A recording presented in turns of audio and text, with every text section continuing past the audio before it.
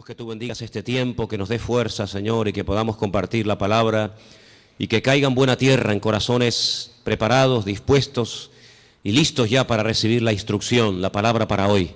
Bendice nuestras vidas, quita todo impedimento, Señor, de la índole que sea, y trae un renuevo y una fortaleza espiritual a nuestras vidas.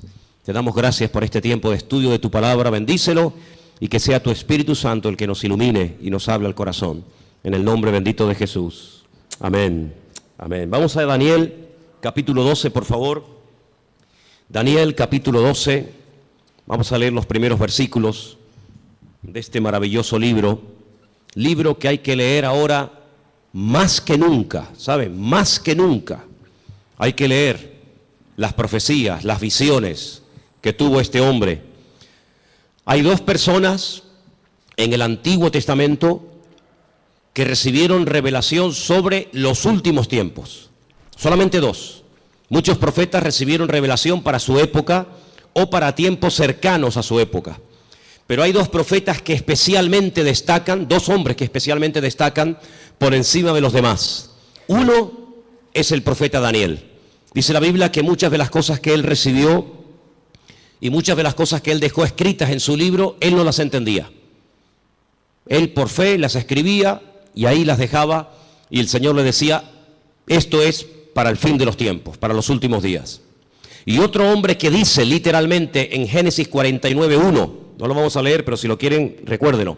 Génesis 19:1, un hombre que antes de morir llama a todos sus hijos, me refiero al patriarca Jacob, y les dice, acercaos, que os voy a declarar lo que va a pasar en los últimos tiempos. Y esa palabra, los últimos tiempos, aparece también con las mismas palabras en el libro de Daniel. Curiosamente, en esa especie de despedida del patriarca Abraham de sus 12 hijos y también de sus nietos, Manasés y Efraín, no les dijo todo lo que probablemente él había recibido, sino que el Señor, como que a pesar de la revelación que este hombre tenía, no contó todo lo que él sabía. Pero en Daniel tenemos muchísima información acerca de estos tiempos en los cuales nos ha tocado vivir. Y a partir del versículo 1 vamos a comenzar a leer, y dice así la palabra del Señor. ¿Lo tienen, hermanos? Daniel 12:1. Realmente, para entender el capítulo 12 hay que comenzar a leer desde el 10. Son capítulos muy largos, muy profundos, y por cuestiones de tiempo no lo vamos a leer hoy. Pero yo les pediría a ustedes que hoy o a lo largo de esta semana lean tranquilamente los capítulos 10, 11 y 12 del libro de Daniel, para que veáis qué información tan tremenda el Señor nos está dando a través de este hombre. En aquel tiempo se levantará Miguel, el gran príncipe, que está de parte de los hijos de tu pueblo. Será tiempo de angustia, cual nunca fue desde que hubo gente hasta entonces. Pero en aquel tiempo será libertado tu pueblo y todos los que se hallen escritos en el libro. Muchos de los que duermen en el polvo de la tierra serán despertados, unos para vida eterna y otros para vergüenza y confusión perpetua. Los entendidos resplandecerán como el resplandor del firmamento, y los que enseñan la justicia a la multitud como las estrellas a perpetua eternidad. Pero tú, Daniel, cierra las palabras y sella el libro hasta el tiempo del fin. Muchos correrán de aquí para allá y la ciencia se aumentará. Y yo, Daniel, miré, y he aquí otros dos que estaban en pie, el uno a este lado del río y el otro al otro lado del río. Y me dijo, uno de los varones que estaba vestido de lino, que estaba sobre las aguas del río, ¿cuándo será el fin de estas maravillas? Y oí al varón vestido de lino que estaba sobre las aguas del río, el cual alzó su diestra y su siniestra al cielo, y juró por el que vive por los siglos, que será por tiempo, tiempos y la mitad de un tiempo. Y cuando se acabe la dispersión del poder del pueblo santo, todas estas cosas serán cumplidas. Y yo oí, mas no entendí. Y dije, Señor mío, ¿cuál será el fin de estas cosas? Él respondió, anda, Daniel, pues estas palabras están cerradas y selladas hasta el tiempo del fin. Muchos serán limpios y emblanquecidos y purificados. Los impíos procederán impíamente, y ninguno de los impíos entenderá, pero los entendidos comprenderán. Y desde el tiempo que se ha quitado el continuo sacrificio hasta la abominación desoladora, habrá 1290 días. Bienaventurado el que espere y llegue a 1335 días. Y tú irás hasta el fin y reposarás y te levantarás para recibir tu heredad al fin de los días. ¿Cuántos dicen amén? No es un libro fácil, ¿saben? Es un libro que además hay partes, no todo, estos capítulos no, gracias a Dios, pero hay otros capítulos que están escritos en arameo. Y aunque se escriben las letras igual, las palabras significan cosas diferentes. Por lo tanto, esos capítulos, yo particularmente en arameo sí los puedo leer, pero no los entiendo porque no hablo arameo. Pero estos capítulos 10, 11 y 12 están escritos en hebreo y son muy interesantes porque hay expresiones, hay hebraísmos, hay palabras que tienen una profundidad, un sentido mucho más profundo que lo que a priori se puede entender, se puede ver, ¿no? ¿Por dónde empezamos? Bueno, hermanos, solamente decirles algo. ¿Os dais cuenta cómo está el mundo? En cuestión de días, en cuestión de semanas, el panorama mundial ha cambiado completamente. Profecías que hacían cientos, por no decir miles de años, que han estado ahí como dormidas, están surgiendo las circunstancias, se están dando las situaciones para que así, en un abrir y cerrar de ojos, en cualquier momento, puede iniciar una situación de tal magnitud que ya no hay marcha atrás. De hecho, yo me atrevería a decir esta tarde que estamos en este momento en una situación en la que ya no hay marcha atrás. Naciones que antaño se pelearon, ahora se han unido porque tienen un enemigo en común, y los medios de comunicación ayudan y al mismo tiempo no ayudan. Ayudan porque te dan información del movimiento de tropas, de soldados, situaciones de países, lugares donde hay guerras, muertes, etcétera. Y en cierto sentido, pues gracias a la televisión, a la radio, a la prensa, a internet, pues te enteras de cosas que están ocurriendo a centenares o a miles de kilómetros y estás al día. Pero por otra parte, ellos cuentan su versión. Ellos te cuentan lo que ellos entienden que está ocurriendo. Pero sin embargo, el creyente tiene que tener la sabiduría y la comprensión espiritual para ver mucho más allá y leer e interpretar correctamente lo que está ocurriendo. Hay una profecía que lleva miles de años, vamos a decir entre comillas, dormida, y tiene que ver con la ciudad de Damasco, capital de Siria. Dos profetas, el profeta Isaías y el profeta Jeremías, profetizaron con muchísimo tiempo de antelación que esta capital sería atacada y quedaría prácticamente en ruinas. Y no quedaría prácticamente recuerdo de ella. No vamos a leer todos los versículos que tengo porque si les digo la verdad, tengo tanto material sobre todo esto que podríamos estar aquí una semana entera sin salir, se lo puedo asegurar. Pero para los que estén tomando nota, y como además esto queda grabado, después ustedes pueden ir a su casa y volver a escuchar el mensaje, Isaías 17:1, Jeremías 49:23, en esa porción está la profecía que va dirigida específicamente a la ciudad de Damasco. La destrucción de esta ciudad, una de las ciudades más antiguas del mundo, junto con, por ejemplo, Jericó y también con la ciudad de Jerusalén y otras. De toda la vida se ha creído que en algún momento Israel atacaría a Damasco y la destruiría. De hecho, ha estado en varias ocasiones a punto de destruir Damasco. Pero no ha sido así. Son los mismos sirios, peleándose unos contra otros, todos contra todos, los que están destruyendo un país que antaño fue un lugar donde miles y miles de cristianos vivían. Un lugar donde dice la Biblia que el apóstol Pablo se dirigía para perseguir a los cristianos, porque aquello era un reducto, un lugar donde los cristianos se refugiaban. Y dice que mientras iba camino hacia Damasco, la Escritura dice que el Señor le salió en el camino y se le reveló como el camino, la verdad y la vida, como el Mesías. Y fue camino a Damasco que el apóstol Pablo llegó a conocer el Evangelio y al verdadero Mesías. Y fue en la ciudad de Damasco donde fue bautizado. Y fue en la ciudad de Damasco donde lo visitó un hermano, un discípulo llamado Ananías, que dice que oró por él y se le cayeron como escamas de los ojos y pudo entender. Y allí recibe una palabra que marcó su vida. Allí recibe una palabra profética y le dice: mira, el Señor se te ha aparecido en el camino, se te ha revelado, te está liberando. Yo en estos días he estado hablando acerca de varios tipos de ataduras, ataduras espirituales, ataduras físicas, ataduras mentales.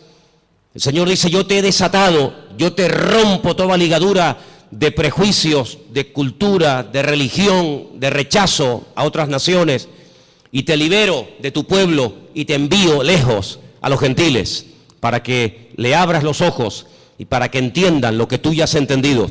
Pero también le profetiza los sufrimientos y las torturas y el camino arduo por donde tendrá que pasar hasta llegar a la meta, hasta llegar a la presencia del Señor, ¿verdad? Y estamos viendo cómo en Siria ya sinceramente todas las cifras se quedan cortas, porque ¿quién realmente sabe cuánta gente ha muerto, cuántos están muriendo, cuántos van a terminar de morir en el país de Siria, un país que está en el norte de Israel, que lo separa, digamos, esa frontera natural llamada los Altos del Golán, esa especie de balcón donde allí se encuentra el famoso Monte Hermón, ¿verdad?, del cual habla el Salmo 133, ¿verdad? Mirad cuán bueno y cuán delicioso es los hermanos juntos en armonía, y ahí habla de ese hermoso monte. Bueno, pues en ese país están peleando, como dije, todos contra todos. Ahora, para entender un poco lo que está ocurriendo, hay una serie de palabras que prácticamente a diario se escuchan en la televisión y muchas veces la gente no sabe de lo que se está hablando. El mundo del Islam está dividido fundamentalmente en dos grandes fracciones. Hay algunos grupitos de los cuales no vamos a hablar, pero el mundo del Islam está dividido en dos grandes partes. Casi con más de un 80% están los suníes, y con un 13% están los chiíes. Y de esto oímos hablar mucho a diario, ¿verdad? Los suníes, los chiíes. Y aunque hay países donde están todos juntos, pero hay después otros países que son mayoría suníes o mayoría chiíes. Por ejemplo, los países donde son mayoría los suníes, con más del 80%, es Arabia Saudita, donde se encuentra la Meca, Kuwait, los Emiratos Árabes, Jordania, Egipto, Pakistán, Afganistán, Yemen y otros más. Los países con mayoría chií, Irán, Persia, como lo llama la Biblia a la cabeza, parte de Irán, Líbano. Decir Siria, pues es un poco complicado, porque en Siria están ahí todos contra todos. Azerbaiyán, Bahrein. Cada uno de estos grupos, todos creen en el profeta Mahoma, todos leen el mismo libro, el Corán, pero hay grandes diferencias entre unos y otros. Daré algunas pinceladas para que nos situemos y sepamos de lo que estamos hablando y por qué se matan y por qué se odian tanto los suníes y los chiíes. En cada uno de estos bandos, por decirlo de alguna manera, o de estas fracciones, hay diferentes grupos armados que pelean contra los otros. Por ejemplo, el grupo terrorista más famoso de los chiíes es sin lugar a dudas Hezbollah, que son los que están ahí en el norte, en los Altos del Golán, y que en algunas ocasiones han atacado a Israel, e Israel también les ha atacado. Así que Hezbollah es un grupo mayoritariamente chií que está financiado por Irán. Pero luego en el otro bando, en la parte de los suníes, tenemos al famoso grupo Al-Qaeda, responsables de las famosas Torres Gemelas, tenemos a los talibanes, tenemos al famoso Estado Islámico, ISIS, a los hermanos musulmanes que ganaron y después fueron derrocados en Egipto, y tenemos al grupo Hamas. Hamas significa violencia y es el grupo que en este momento está liberando la franja de Gaza, allí al sur de Israel. ¿Por qué se llevan tan mal los chiíes y los suníes? A la muerte del profeta Mahoma, su yerno, que a la vez era su primo, llamado Alí, fue el que ocupó el lugar del profeta Mahoma. Sin embargo, en el grupo de los suníes, su suegro, que fue el que recopiló todas las cosas acerca del Corán, que era de la misma tribu que Mahoma, Abu Bakr, era el que tomó el liderazgo del Islam. La palabra suní viene de la palabra árabe suma, que significa código de conducta. Ellos creen en los ulemas, que son los doctores, los teólogos del Corán, y son los únicos que pueden, digamos, interpretar lo que dice el Corán, los textos del Corán. Por otro lado, los chiíes tienen a los famosos ayatolás, y ellos lo que hacen es que unen la política y la religión, y hay ahí una lucha, porque los suníes dicen que entre Alá y el hombre no puede haber ningún tipo de intermediarios, no se puede adorar a nadie más que a Alá, ¿sí? Pero sin embargo los chiíes, aunque también adoran a Alá y creen en el Corán, y van a la Meca en peregrinación. De hecho, sabéis, la última peregrinación ha sido, como todos los años, catastrófica. Han muerto casi 800 chiíes, la mayoría de ellos procedentes de Irán y de otros países chiitas. Pues ellos además en sus mezquitas tienen fotografías de sus mártires, entre comillas, de sus santos, y en cierto sentido como casi que los veneran. Así que estos dos bandos están enfrentados los unos contra los otros. Y allí en Siria, por ejemplo, están peleando los chiíes contra los suníes contra los chiíes. Unos son apoyados por unos países, otros son apoyados por otros países. Pero curiosamente nada de lo que ocurre en el mundo ocurre por casualidad. Todo tiene una razón de ser. Los hombres no pueden ir de un lugar a otro si Dios no lo permite. Las naciones no pueden dejar sus territorios y abarcar o conquistar otros territorios si Dios no lo permite. Todos los cambios que está habiendo en la geografía, en la política, en la economía, no es producto de la casualidad ni de la locura de cuatro locos, sino que todo esto es el movimiento que Dios permite que se lleve a cabo para el cumplimiento de las profecías, tanto de Daniel como de Ezequiel y otros grandes varones de Dios, que pronosticaron con cientos y con miles de años de antelación todo lo que iba a ocurrir. Curiosamente, Irán, que no son árabes, no confundan, los iraníes no son árabes, son persas, es el segundo animal, la segunda parte de la figura que vio Daniel en aquel sueño, pues dice que ya se han unido con el gran enemigo del norte, que es Rusia, y ya han comenzado a atacar a los enemigos del presidente de Siria, y ya dentro de pocos días comenzará una invasión por tierra, y ya están allí miles y miles de soldados rusos, armados hasta los dientes, ya están atacando posiciones del famoso Estado Islámico y otros también que no tienen nada que ver con el Estado Islámico. Y mira tú por dónde dos países, uno tremendamente religioso como es Irán, y uno tremendamente ateo, como supuestamente se cree que son los rusos, pues resulta que se han unido porque dice que van a ayudar, fíjate qué bondadosos y qué maravilla, van a ayudar a un país que está lejos de sus fronteras, pero que tienen que ir a echarle una mano porque si no va a ser destruido. Solamente hay 5 ciudades de Siria que en este momento están bajo el dominio del presidente Bashar, el resto del país está prácticamente destruido o tomado por otras fracciones. Y mira tú por dónde. La semana pasada la costa de Siria y la costa de Israel se llenaba de portaaviones chinos, armados hasta los dientes con armas nucleares, con misiles, con bombas, misiles de largo y de corto alcance, capaces de recorrer centenares y miles de kilómetros. Y mira tú por dónde naciones como China, que no tiene nada que ver con Siria, o Rusia, que está allí con sus problemas, y los iraníes, que tienen también sus problemas recién salidos de todo este follón que han tenido, resulta que ahora se están uniendo como amigos porque van a liberar a Siria. Y nos vamos a quedar con esta información. Nos vamos a quedar simplemente con la idea de que van a ayudar a Siria y cuando se arregle la situación en Siria, cada uno se va a retirar a su respectivo país. ¿Y quién paga esas bombas? ¿Quién paga esos gastos? Los muertos que van a caer por ambas partes, las familias, los uniformes, las balas, los cañones, la gasolina, el gasoil, los aviones, los helicópteros. ¿Por qué todo esto? La Biblia nos dice por qué. Porque el Señor en los últimos tiempos lo que hará es que utilizando entre comillas la excusa de que van a ayudar, de que van a liberar a un país amigo o aliado como puede ser Siria, una vez que lo hayan, digamos, calmado la situación, nada les va a impedir que crucen por el norte y por diferentes partes del país rumbo, como dice la Biblia, a la tierra gloriosa. Porque detrás de todo esto no está simplemente cuestiones políticas o económicas, sino fundamentalmente hay una razón: destruir a Dios y destruir al pueblo de Dios. Israel sabe perfectamente que se encuentra en una especie de callejón, no digo sin salida, porque Israel siempre tendrá salida, y la salida no es mirando a Estados Unidos, la salida no es mirando hacia Europa, sino que, como dice la Escritura, Israel en los últimos tiempos se verá totalmente sola y abandonada, como aquella pobre viuda que se fue cargada o se fue contenta con sus hijos, incluso haciendo honor a su nombre, complacida, y viene del extranjero derrotada y solitaria, sin hijos y sin marido, llamada Noemí, y tiene la pobre Ruth que atenderla en los últimos años de su vida.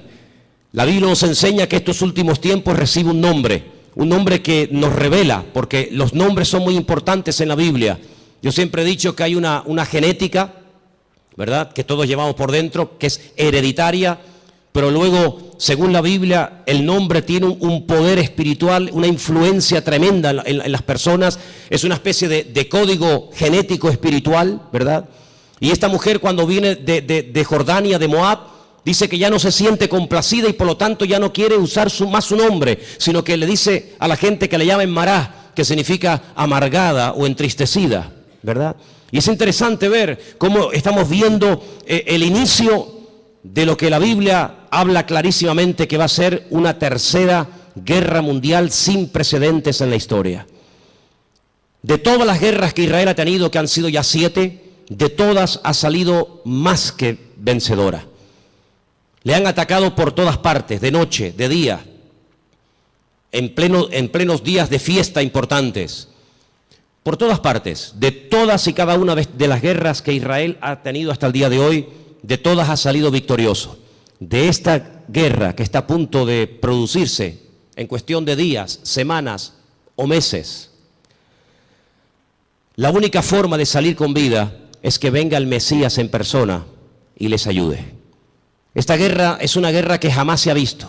Hemos leído en esta tarde en el capítulo 12 de Daniel que hay una especie de protección sobrenatural tipificada o representada en un soldado espiritual, en un arcángel llamado Miguel, que aparece en varias ocasiones en distintas partes de la Biblia. Solamente hay 2 ángeles en la Biblia, solamente 2 ángeles en la Biblia, que la Biblia nos revela su nombre, Gabriel y Miguel.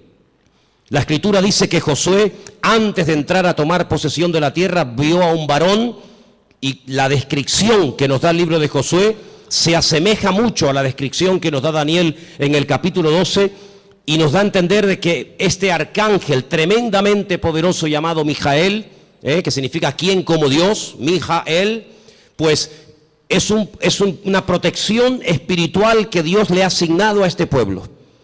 En algún momento puntual, solamente Dios sabe cuándo, este arcángel, este varón de Dios tremendamente poderoso, que contendió con Satanás por el cuerpo de Moisés, dice el libro de Judas, será quitado, será desplazado, y entonces dice que será un tiempo de angustia cual nunca hubo gente, y más que gente la palabra es naciones.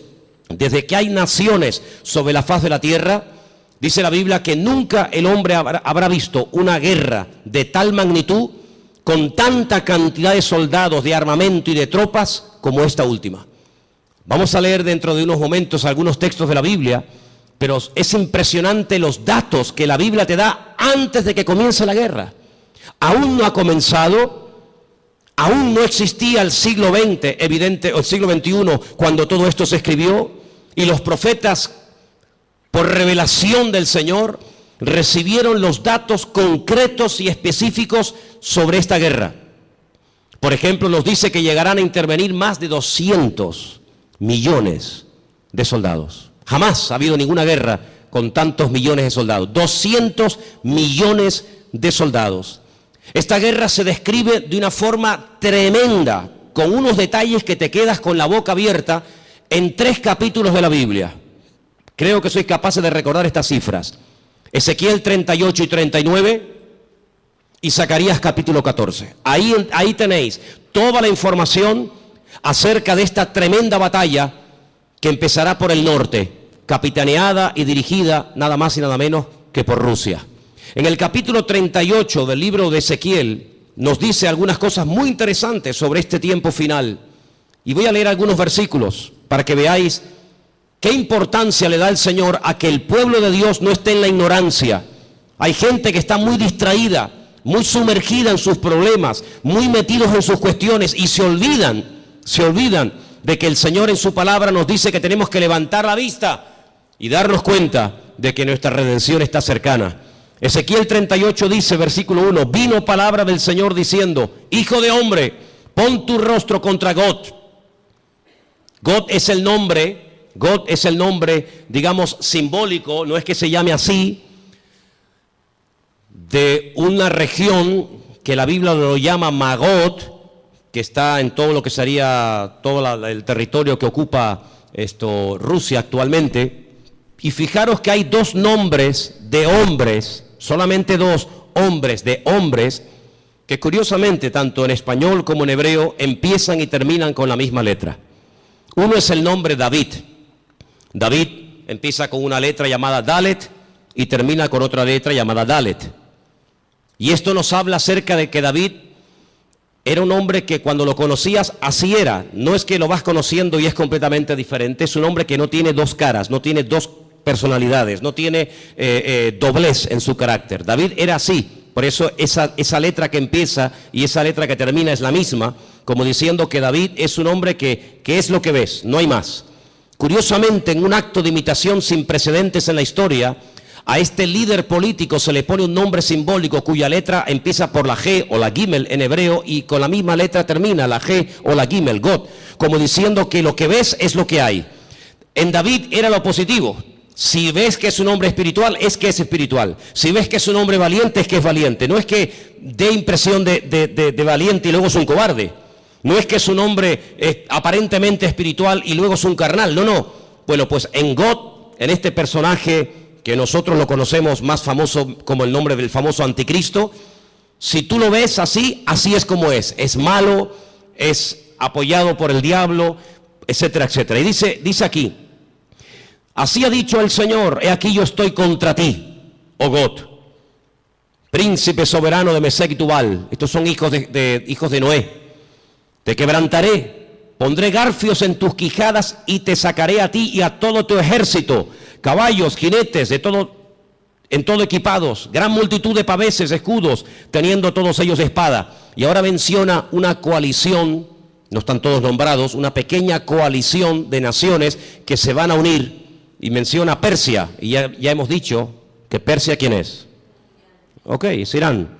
Cus, tenemos Etiopía, tenemos Libia, con otros nombres, todos ellos con escudo, con yelmo, Gomer, sus tropas, la casa de Togarma, los confines del norte, sus tropas. Prepárate, apercíbete tú y toda tu multitud que se ha reunido a ti, y sé tú su guardia. Pero si leemos un poquito más adelante, versículo 15, vendrás de tu lugar de las regiones del norte, y tú y muchos pueblos contigo. Fíjate, todos ellos a caballo, gran multitud, poderoso ejército. Subirás contra mi pueblo Israel. Sí, es inevitable que este hombre ataque a Israel, es inevitable. Bueno, pero es que van a ir a Siria. La noticia no dice nada de Israel. Las noticias no, pero la Biblia sí. Y las noticias no pueden saber la información que tú y yo tenemos en esta tarde.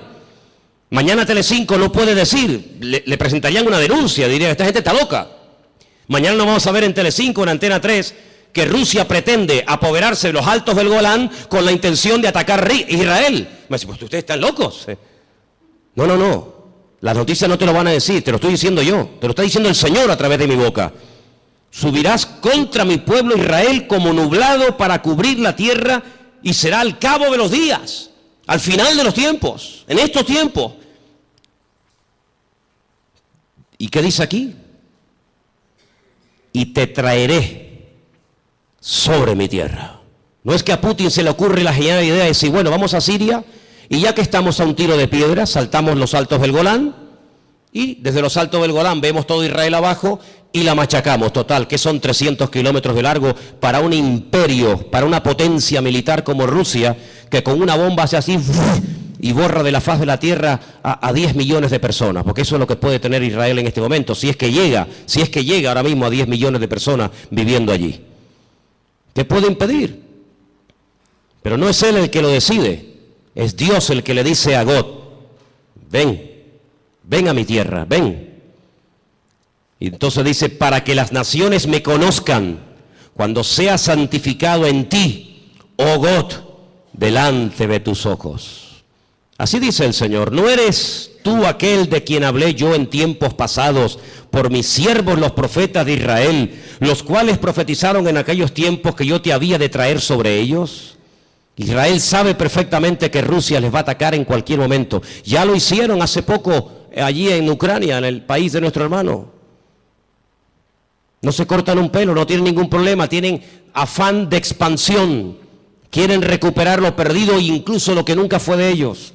No atacaron en un momento determinado un país que no tenía nada que ver con Rusia, como fue Afganistán. La Biblia profetiza que Rusia va a atacar en los últimos tiempos a Israel. En aquel tiempo, cuando venga God contra la tierra de Israel, dice el Señor, subirá mi ira y mi enojo. Tremendo. Pero vamos al capítulo 39. He aquí yo estoy contra ti, oh God, príncipe soberano de Mesed y Tubal. Te quebrantaré y te conduciré y te haré subir de las partes del norte y te traeré sobre los montes de Israel. Otra vez. Te sacaré tu arco de tu mano izquierda y te derribaré tus saetas en tu mano. Sobre los montes de Israel, ahora viene la palabra tremenda. Sí, es verdad, Rusia atacará a Israel, pero sobre los montes de Israel caerás tú y todas tus tropas, y los pueblos que fueron contigo, y aves de rapiña de toda especie, las fieras del campo, le he dado por comida. Sobre la faz del campo caerás, porque yo he hablado, dice el Señor. Impresionante, ¿eh? Enviaré fuego sobre Magog, sobre los que moran con seguridad en las costas, y sabrán que yo soy el Señor. Y haré notorio mi santo nombre en medio de mi pueblo Israel, y nunca más dejaré profanar mi santo nombre. Y sabrán las naciones que yo soy el Eterno, el Santo de Israel. He aquí viene y se cumplirá, dice el Señor, este es el día en el cual yo he hablado. Los moradores de la ciudad de Israel saldrán y encenderán y quemarán armas, escudos, paveses, arcos, saetas, dardos de mano y de lanzas, y los quemarán en el fuego por 7 años. Durante 7 años tendrán combustible, tendrán armamento de todo lo que abandonaron estas tropas tremendas. No traerán leña del campo ni cortarán de los árboles, sino quemarán las armas en el fuego y despojarán a sus despojadores y robarán a los que les robaron, dice el Señor. En aquel tiempo, qué tremendo. En aquel tiempo, yo daré a God lugar para sepultura allí en Israel. Allí va a ser enterrado este personaje que lo llamamos el anticristo, que Ezequiel lo llama God. Allí va a ser enterrado, y después le voy a decir cómo el Señor es tan misericordioso que permite que el anticristo o God, ¿por qué el Señor permite a un personaje tan ruin y tan malo que sea enterrado en Israel y no despedazado, comido por las fieras? Vais a ver qué misericordioso es el Señor. En aquel tiempo yo daré a God lugar para sepultura allí en Israel, en el valle de los que pasan al oriente del mar, obstruirá el paso a los transeúntes, pues allí enterrarán a God y a toda su multitud, y lo llamarán el valle de Hamón God, que significa la multitud de God. La casa de Israel los estará enterrando por 7 meses. ¡Qué matanza, hermanos! 7 meses enterrando cadáveres. Impresionante, ¿eh? Versículo 13. Los enterrará todo el pueblo de la tierra, y será para ellos célebre el día en el que yo sea glorificado, dice el Señor. Tomarán hombres a jornal que vayan por el país con los que viajen para enterrar a los que queden sobre la faz de la tierra, a fin de limpiarla, y al cabo de 7 meses harán el reconocimiento. Pasarán los que irán por el país, y el que vea los huesos de algún hombre pondrá junto a ellos una señal, hasta que los entierren los sepultureros en el valle de Hamón God. Versículo 21, pondré mi gloria entre las naciones y todas las naciones verán el juicio, mi juicio que habré hecho y mi mano sobre ellos. Es increíble, ¿no? Como el profeta Ezequiel pudo describir con una exactitud tremenda cuánto tiempo estarán enterrando cadáveres, cuántos años quemando armamento al fuego. ¿Quién es este hombre God? Si ustedes estudian los nombres de los hijos de Noé, porque de ahí arranca todo, una de las cosas que tenemos que tener bien claro es que el futuro está escrito, está codificado en el pasado. Todo está escrito en el Génesis. Y para poder comprender lo que va a pasar en el futuro, hay que saber lo que pasó en el pasado. 3 hijos tuvo Noé: Sem, Can y Jafet. Cuando Noé sale del arca, planta una viña, dice la palabra de Dios que se emborrachó, perdió el control, se emborrachó, quedó desnudo en medio de su tienda.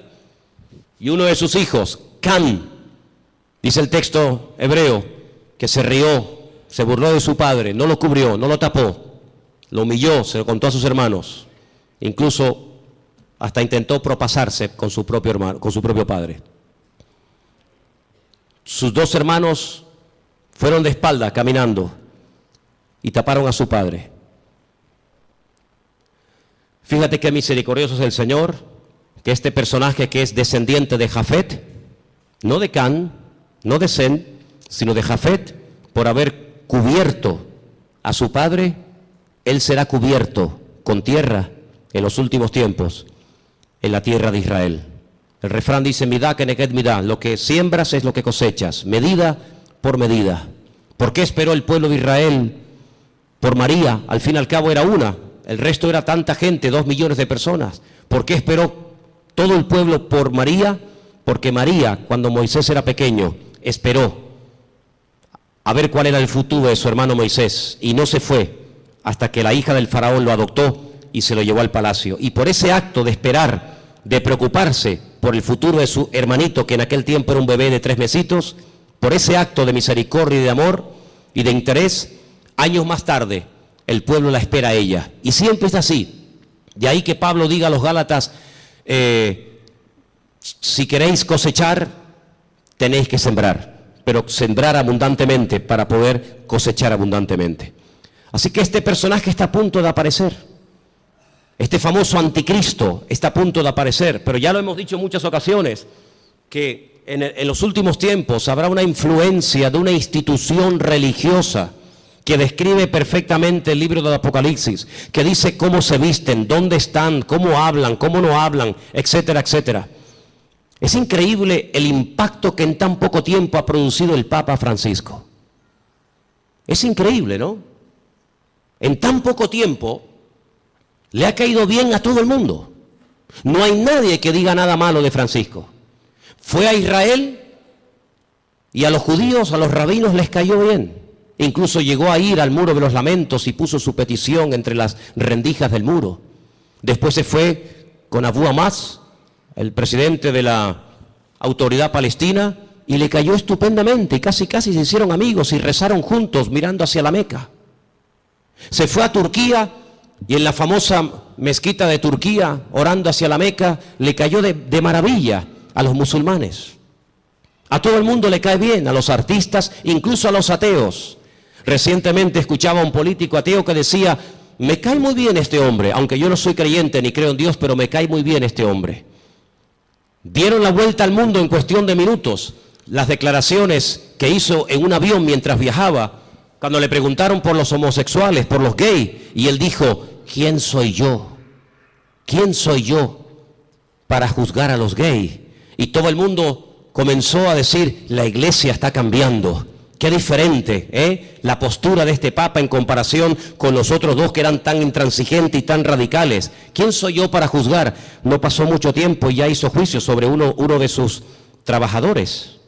Ayer un sacerdote, dice él, que salió del armario porque Dios así se lo había pedido y así lo había querido y fulminantemente fue destituido, ¿no?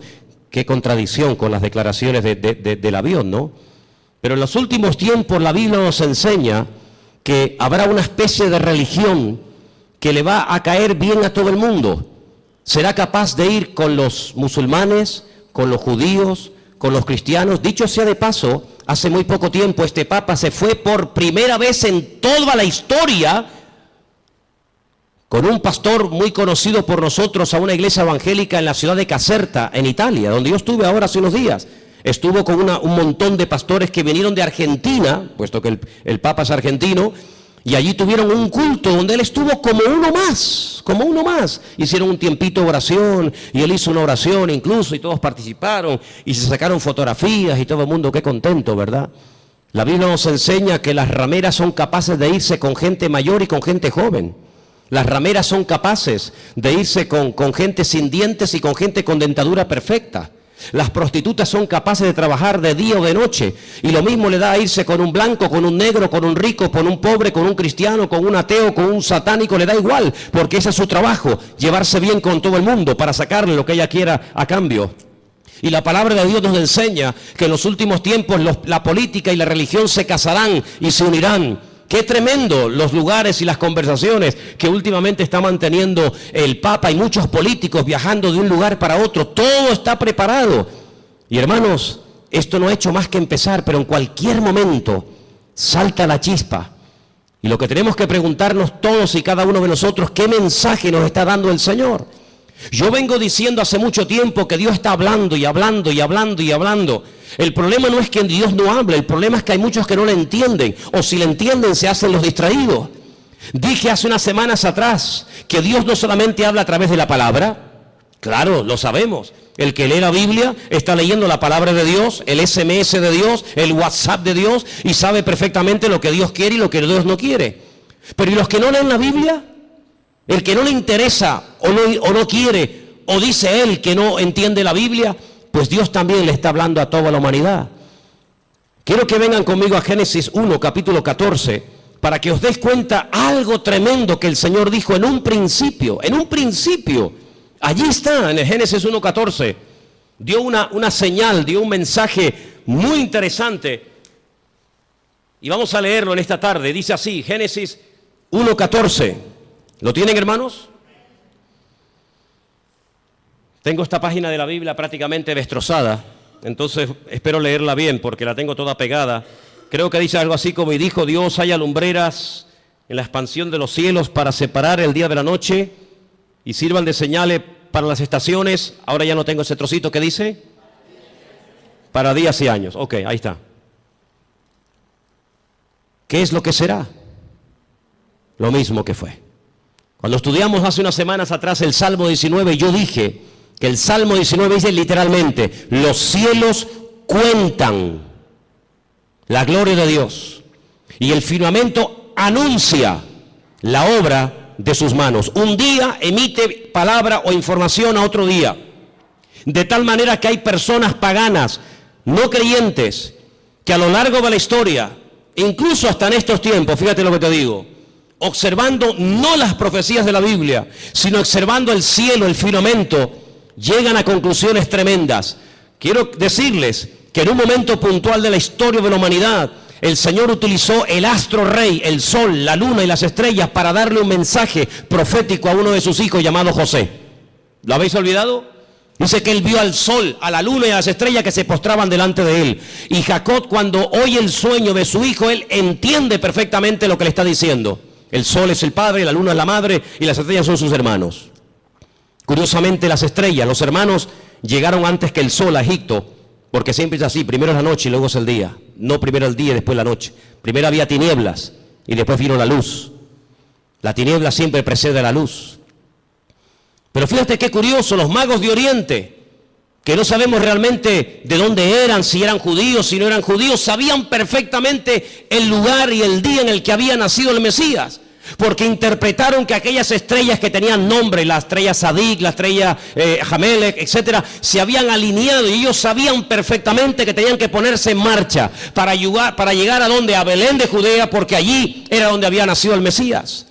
Y es que el Señor, en el versículo 14 de Génesis 1 que hemos leído, dice que cuando Él creó el sol, cuando Él creó la luna y Él creó las estrellas, no solamente las creó, número uno, para separar, para hacer diferencia entre el día y la noche, no, sino que dice que las creó para las estaciones. Y la palabra estaciones es la palabra hebrea modín. Y la palabra modín, ¿sabe lo que significa? Fiestas. Es la misma palabra que se emplea en Levítico cuando dice, recuerden las fiestas del Señor. ¿Cuándo tienen que ir? ¿Cuándo no tienen que ir? ¿Cuándo tienen que ponerse en marcha? ¿Cuándo no tienen que ponerse en marcha? En otras palabras, cuando ustedes vean los cielos, ustedes podrán discernir en qué tiempo de su relación con Dios ustedes se encuentran. Es muy importante que tú, hermano y hermana que me escuchas en esta noche, te preguntes, ¿dónde me encuentro ahora mismo en mi camino, en mi relación con Dios? ¿Estoy más cerca? ¿Estoy más lejos? ¿En qué punto me encuentro? Porque el tiempo marca la circunstancia y la circunstancia marca el tiempo. Jesús le dijo, ustedes olvídense de ver señales. Esta generación, como es una generación mala, perversa y adúltera, no se le ha permitido ver señales como a otras se les permitió. Ustedes solamente podrán ver una señal, solamente una, y la van a ver, y se llama la señal del profeta Jonás. ¿En qué consistía? Bueno, le está diciendo, así como Jonás estuvo en el vientre del pez 3 días y 3 noches, así estaré yo, el Hijo del Hombre, en el vientre de la tierra 3 días y 3 noches. Esa señal era la señal de la generación de Jesús. Pero sin embargo, Noé no esperaba esa señal. Porque ¿cuál era la señal de Noé? El diluvio. Pero ¿cuál era la señal de Salomón? La construcción del templo. Y cada generación, cada tiempo tiene una circunstancia, una señal, y cada señal identifica el tiempo. Por eso podemos saber ahora mismo en qué tiempo, en qué lugar, en qué punto del camino yo me encuentro en mi relación con Dios por lo que estoy viendo. Porque repito, la señal, la circunstancia política, social, económica, espiritual, etcétera, etcétera, marca el tiempo en el que yo estoy viviendo. Yo no puedo ver, no puedo orar para ver el nacimiento del Mesías porque Él ya nació, no es la señal de mi tiempo. Yo no puedo esperar, aunque ore, ayune 40 días, tome autoridad y reprenda y declare. Yo no puedo ver al profeta Jonás siendo vomitado en una playa para ir a predicar a los ninivitas. No, porque no es la señal de mi tiempo. Pero ¿cuáles son las señales de nuestro tiempo? Pues algunas de las que les estoy diciendo esta noche. Como Rusia, Persia, las naciones árabes, Europa y el mundo entero le darán la espalda a Israel. Y ustedes dicen, pero ¿cómo es posible que todos? Es que no hay ni uno. No hay ni uno que apoye a Israel. Dice, bueno, los americanos, ya no es como antes. Ya no es como antes. Israel se verá más sola que la una. Y solamente podrá mirar en una sola dirección, hacia arriba. Al Señor tu Dios adorarás y a Él solo servirás. Era como la señal profética en el arca de Noé. El arca de Noé no eran balcones como estos cruceros hermosos que abres la ventana de tu habitación y sales a una terraza. No, el arca de Noé no tenía ventana, no tenía ojo de buey, tenía una sola ventana arriba. No podían mirar a derecha, izquierda, adelante o detrás, no. El arca de Noé no tenía timón, porque no había que dirigirla a ninguna parte, Dios la dirigía. Y si querías mirar a algo, a una dirección, si era de día o de noche, arriba, nada más que arriba. Y eso es lo que el Señor quiere que nosotros hagamos, que solamente mires arriba. ¿Y quién está arriba? El Señor, Dios Todopoderoso, nuestro Señor, Rey de Reyes y Señor de Señores, no solamente a Él. Y por eso, amados hermanos, esta es la señal de nuestro tiempo. ¿Qué pinta Rusia en Siria? ¿Qué pinta Irán? Que el objetivo no es Siria. Que el objetivo no es llegar y controlar a ISIS y fulminarlo, que no. Que si hubieran querido fulminar a esto, ya lo hubieran hecho hace mucho tiempo. Si Rusia, si Estados Unidos quisiera arreglar el problema de Siria, de los yihadistas, ya lo hubieran hecho. No hay problema en eso. No lanzó una bomba Estados Unidos sobre una ciudad japonesa llamada Hiroshima y se cargó a más de 500.000 de personas así. Y no lanzó otra sobre Nagasaki y en cuestión de segundos hizo, la borró de la faz de la tierra. Que el problema no está en que no se pueda contra ellos, sí se puede contra ellos. El tema es que cada pieza tiene que encajar en el puzzle del Señor. Y el Señor ha puesto a esta gente allí. Una cosa increíble que un musulmán dinamite una mezquita o ataque a otro musulmán, es una cosa increíble. Que le prenda fuego a un cuerpo de un hermano musulmán es una cosa inconcebible dentro del Islam, porque el Islam no es eso. Pero con esa excusa, las potencias se están uniendo, pero no se dan cuenta de que es el Señor el que les está diciendo, vengan, vengan. Y al final dice que el Señor los llevará a un gran valle, y quiero leer y terminar con esto porque les digo, tengo material para estar aquí un año, pero en Zacarías capítulo 14, y después la última porción la leeremos en Joel, es el Señor el que le dice a las naciones, vengan que yo les voy a juzgar en el valle de la decisión, valle de Josafat. Zacarías capítulo 14, ¿lo tienen, hermanos? ¿Sí? Dice así la palabra del Señor. He aquí el día del Señor. Viene y en medio de ti serán repartidos los despojos, porque yo reuniré a todas las naciones para combatir contra Jerusalén. Es el Señor el que permite que vayan a hacer guerra contra Jerusalén. No es una mente loca o sádica o fanática. Es el Señor. La ciudad será tomada, las casas serán saqueadas y violadas las mujeres. La mitad de la ciudad irá en cautiverio, mas el resto del pueblo no será cortado de la ciudad. Después saldrá el Señor y peleará con aquellas naciones como peleó en el día de la batalla. Se afirmarán sus pies en aquel día sobre el monte de los olivos, que está enfrente de Jerusalén al oriente. Y el monte de los olivos se partirá por en medio hacia la tierra del oriente y hacia el occidente, haciendo un valle muy grande, y la mitad del monte se apartará hacia el norte y la otra mitad hacia el sur. Seguimos un poquito más adelante, versículo 6. Acontecerá que en ese día no habrá luz clara ni oscura. Volvemos al Génesis. Será un día el cual es conocido por el Señor, que no será ni de día ni de noche. Eso es lo que no nos entra en la cabeza. Pero sucederá que al caer la tarde habrá luz. Acontecerá también en aquel día que saldrán de Jerusalén aguas vivas, la mitad de ellas hacia el mar oriental y la otra mitad hacia el mar occidental, en verano y en invierno.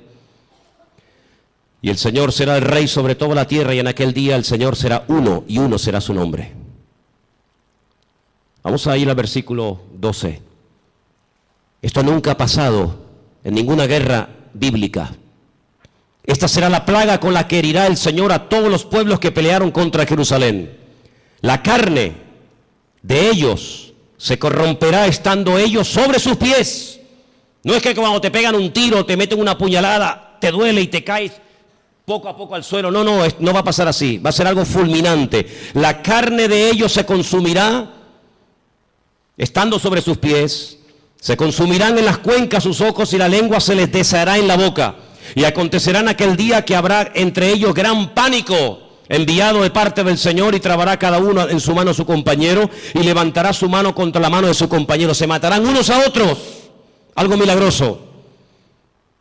Sigo más adelante, versículo 15. Así también será la plaga de los caballos, de los mulos, de los camellos, de los asnos y de todas las bestias que estuvieren en aquellos campamentos. Todos los que sobrevivieren de las naciones que vinieron contra Jerusalén subirán de año en año para adorar al Rey, al Señor de los ejércitos, y a celebrar la fiesta de los tabernáculos. Y pueden seguir leyendo para que veáis qué cosas tan interesantes se dicen ahí. Aquí predice la Biblia que las armas químicas, bacteriológicas y nucleares se van a usar, hermanos. No te quepa la menor duda. Estando de pie, se desmigajan, desaparecen como si fueran polvo, como si fueran ceniza.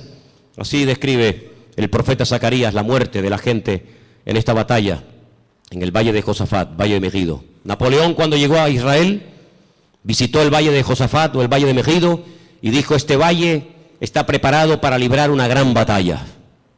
Y efectivamente, en ese lugar, dice el Señor, que es como una olla, como un lagar, el Señor entrará allí en juicio con todas las naciones, 200 millones de soldados, tierra, mar, aire, por todas partes, árabes, europeos, de todas las partes del mundo, peleando por conquistar Israel, por arrasar de la faz de la tierra a este pueblo, por conquistar Jerusalén y por decir: hemos ganado, hemos vencido, hemos humillado al Dios de Jacob, al Dios de Isaac y al Dios de Abraham. ¿Qué les parece? Ya no es una guerra contra hermanos, ya no es una guerra con una familia, ya no es una guerra contra otro país, ya es una guerra contra el mismísimo Dios. Cargarse a Dios, borrar a Dios de la faz de la tierra. Pero hay una señal que está apareciendo en los últimos tiempos, y te la dejo ahí para que medites en ella. Y dice la Biblia literalmente lo siguiente: el sol se convertirá en tinieblas y la luna en sangre antes de que venga el gran día y espantoso del Señor. Qué curioso, ¿no? Hasta Dios hablando a través de los eclipses, a través de las famosas lunas de sangre, que curiosamente tanto el año pasado, 2014, como este año 2015, siempre han aparecido coincidiendo o con Pesaj, la Pascua, o con la fiesta de los tabernáculos. Qué curioso, el año pasado y este año otra vez volvió a aparecer una cuarta luna roja en el día de Pesaj o de Pascua, y recientemente, hace unos días, en la fiesta de los tabernáculos. Dios hablando, porque un día emite palabra, otro día, los cielos cuentan la gloria del Señor. Lo que puedo decir con todo esto es que nos queda poco tiempo. La humanidad va a entrar en un callejón sin salida, pero dice la Biblia que tenemos que velar, tenemos que orar, buscar del Señor más que nunca, no perder el tiempo. No dejes que el enemigo te robe la paz, ni dentro de tu casa ni fuera de tu casa. No dejes que el enemigo arrebate la bendición que tanto le costó al Señor ganar en la cruz por ti y por mí. Así que en esta tarde es tiempo de acercarnos al Señor, es tiempo de decirle: Señor, recompón mi vida, restaura. Hay voces por aquí, voces por allá, el mundo se está cayendo a pedazos, la ciencia aumentará, la gente corre de un lado para otro, gente de oriente a occidente, de aquí para allá. Pero todo esto es la señal de que pronto te corre de un lado para otro, gente de oriente a occidente, de aquí para allá. Pero todo esto es la señal de que pronto viene el Señor a buscar a su pueblo. ¿Cuántos dicen amén? Cierra tus ojos, hermano. Cierra tus ojos. Lee tranquilamente hoy en casa Ezequiel 38, Ezequiel 39, el libro de Joel, las cartas de Pablo, el libro de Apocalipsis, el libro de Daniel, y te vas a dar cuenta de que el Señor está hablando por todas partes, para que despertemos del sueño, para que nos demos cuenta de que el tiempo se acorta y que no hay tiempo que perder. Señor, en esta tarde nos vamos a acercar ahora a tu mesa con acción de gracias. Queremos participar con gratitud, reconociendo tu soberanía, reconociendo tu autoridad. Nos ponemos bajo tu cobertura, Señor. Nos ponemos, Señor, en tus manos. Pedimos que bendigas este pan, este vino, símbolos de tu muerte, de tu victoria, de tu resurrección, de tu venida.